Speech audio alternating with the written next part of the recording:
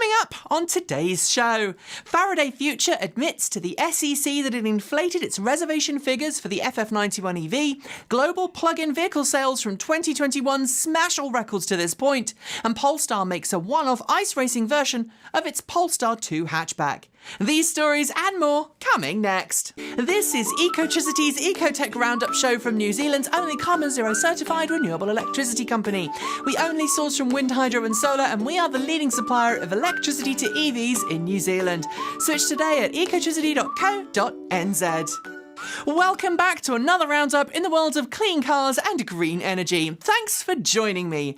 EV startup Faraday Future has quite the checkered past, full of financial woes, broken promises, and a seemingly endless list of former executives who once worked for established legacy automakers and then came to work for Faraday and then quietly departed. So the latest news from the company, a Form 8K filed with the Securities and Exchanges Commission in which it admits it may have made misleading statements about the number of vehicle reservations it has, is hardly one we're surprised about.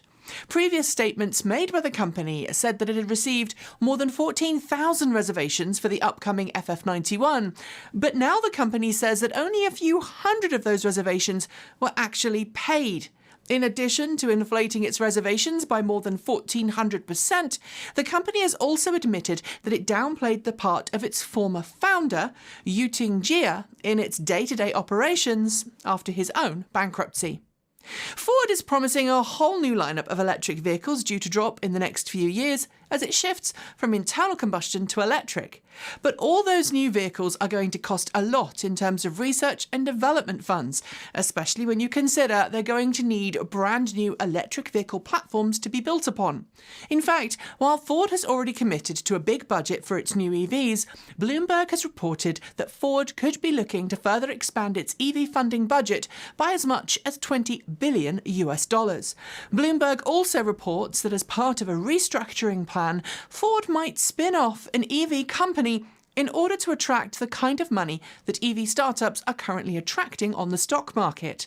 It's worked well for Volvo's former performance division, now known as the Polstar brand, so I can't see why it wouldn't work for Ford.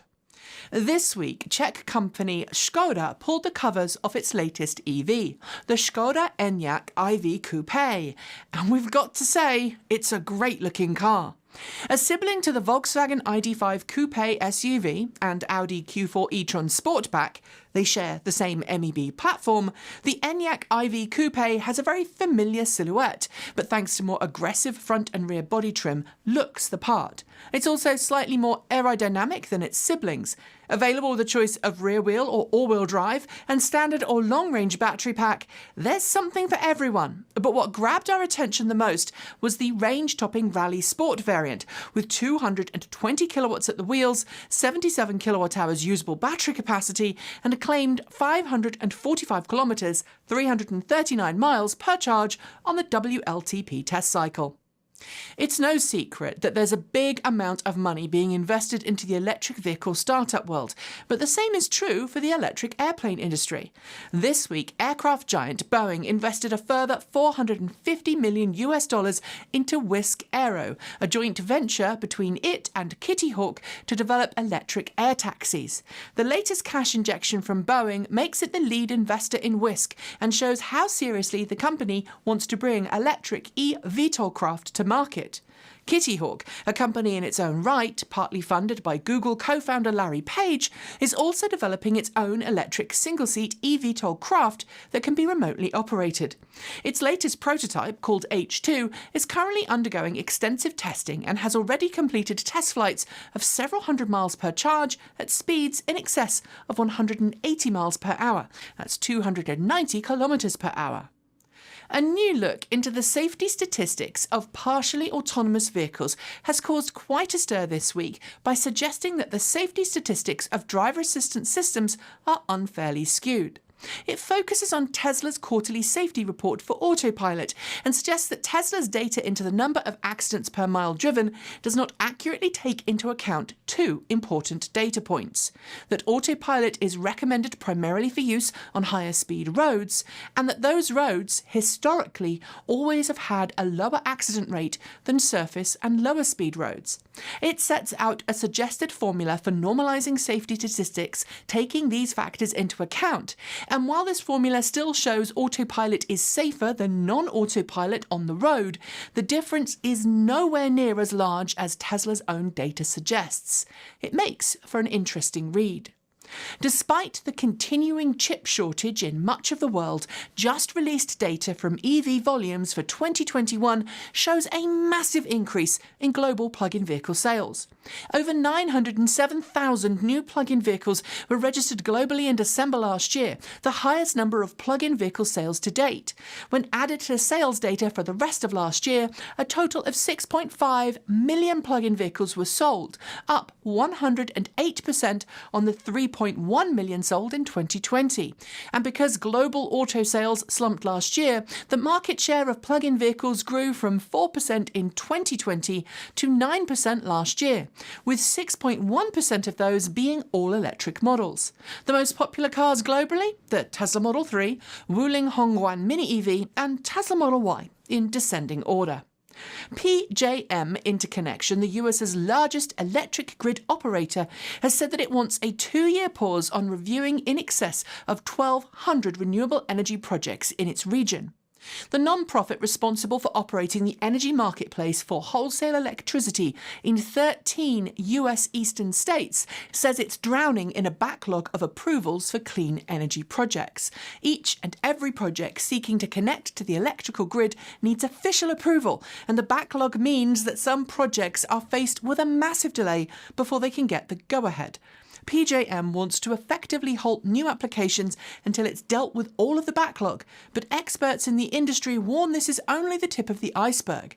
This could dramatically slow down the current administration's goal of making the electrical grid cleaner. It's now considered common for new electric vehicles to come with some form of complementary rapid charger access.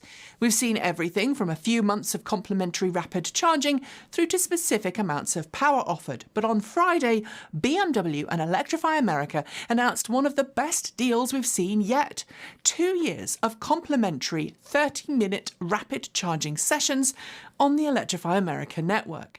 Applicable to all new iX and i4 models, customers will be able to pull up and charge for 30 minutes without paying any additional fees, but they will have to pay if their session goes over that time limit.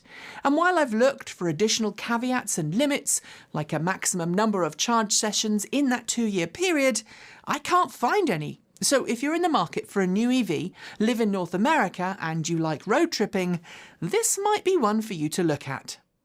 At the start of the year, Electric Last Mile Solution, ELMS for short, showcased its new electric delivery vehicles at CES 2022. Its Class 1 commercial vehicle, ELMS Urban Delivery, is based on a Chinese market model homologated for US use, and we've been promised deliveries would start later this year. But on Thursday, the company was hit with a 50% drop in share price after both the company's CEO and its chairman quit. Both men, Jason Liu and James Taylor, resigned after an internal probe found that they had purchased equity at a substantial discount to market value just prior to the company going public in December 2020. A public filing has been made to the SEC, but the company has declined to comment further on the departure of the two executives. The Polestar 2 electric hatchback has been one of our favourite cars to drive of late, and we've got a brand new review coming very soon, sharing our thoughts after a few days behind the wheel. And while we were out filming our review, we couldn't help but think about the heritage of the Polestar brand, as a racing team and then a tuning house. And being a Swedish brand, we couldn't not think about the ice racing that takes place in northern Sweden, which, as it happens, is a cool coincidence because Polestar has just produced a one-off competition-ready version of its Polestar 2 designed specifically for racing on ice and snow. Called the Polestar 2 Arctic Circle, it's received a gentle lift, custom-studded 19-inch winter tyres, and increased power and torque for maximum ice racing fun. Having raced on ice myself, there is nothing quite like it, and I wish I could give it a go. Because, well, we quite like this electric crossover. I mean, hatchback. Winter's clearly been at the script again, but more on that when the review actually drops. And finally, given the meteoric rise of Tesla in the last decade, we've seen plenty of companies coming out with Tesla-themed or Tesla-specific products that effectively aim to cash in on Tesla's success. And there's perhaps no Tesla vehicle that's seen this more than the Cybertruck, which, even though it isn't going to be launched until next year, now has a camper that you can put on its bed, plenty of unusual and weird accessories for inside and out, and now this, a catamaran for your Cybertruck. The idea is that you simply bolt it onto your Cybertruck and then take your Cybertruck out to sea. It's got a claimed top speed of 22 knots, a range of 44 nautical miles at 13 knots, and a price tag of up to $33,000 US. The company behind it, called TSWLM Electric Vehicles, that's short for The Spy Who Loved Me Electric Vehicles, claim it's a real product, but honestly, I can't take this seriously. Surely it's an April Fool's joke, right? And on that note, we're done for the day. Make sure you hit that notification bell so you don't miss out on our next episode. And if you haven't switched yet, why not switch to New Zealand's only carboNZero certified renewable electricity company? It is super easy to make the switch, and you'll be helping New Zealand wean itself off dirty energy and onto clean, green power that will keep the land beautiful for generations to come. If you haven't already, make sure that you check out Gavin's latest videos right on this channel. He's been driving some really amazing EVs. I'm kind of jealous, but it's well worth a watch. I'll be back soon with more awesome content, but until then, enjoy the rest of your weekend. I'm Nikki Gordon-Bloomfield. Ka kite! See you next time.